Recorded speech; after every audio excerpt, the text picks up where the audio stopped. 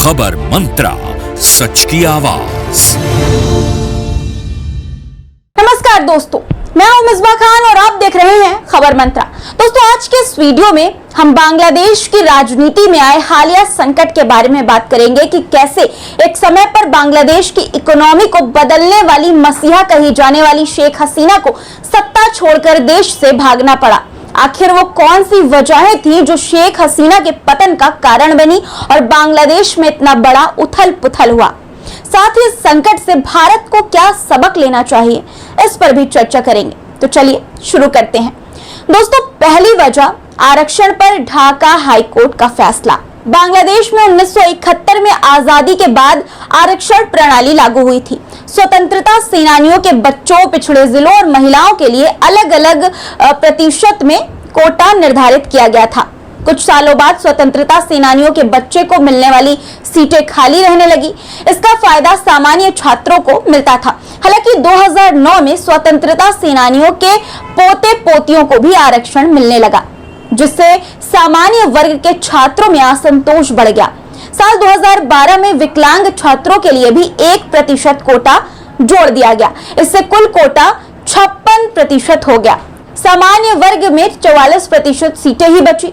साल 2018 में 4 महीने तक छात्रों के प्रदर्शन के बाद हसीना सरकार ने कोटा सिस्टम को ही खत्म कर दिया।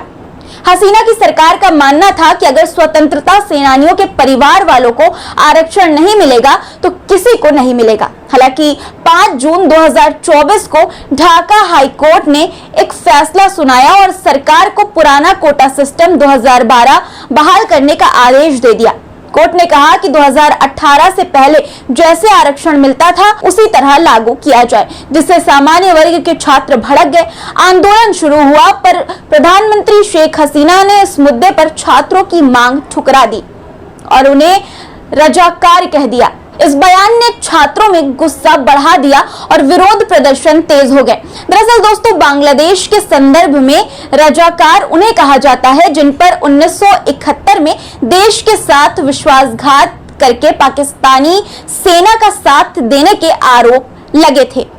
अपनी मांग के लिए प्रदर्शन कर रहे छात्रों को रजाकार बुलाना हसीना को भारी पड़ गया। दोस्तों, दूसरी वजह छात्रों की मौत पर शेख हसीना की चुप्पी।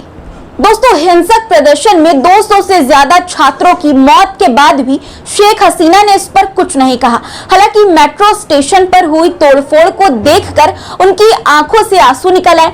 इस दोहरे मापदंड से छात्रों का गुस्सा और बढ़ गया। दोस्तों, 2 अगस्त को प्रदर्शनकारियों ने हत्याओं के खिलाफ विरोध प्रदर्शन जारी किया। हजारों लोग न्याय मार्च में शामिल हुए। राजधानी और अन्य जगहों पर प्रदर्शनकारियों और आवामी लीग के कार्यकर्ताओं और पुलिस के बीच झड़पें हुई, जिसमें 2 और लोग मारे गए। प्रदर्शनकारियों ने अगले दिन देशव्यापी प्रदर्शन और रविवार को असहयोग आंदोलन की घोषणा की। फेसबुक को फिर से 7 घंटे के लिए ब्लॉक कर दिया गया।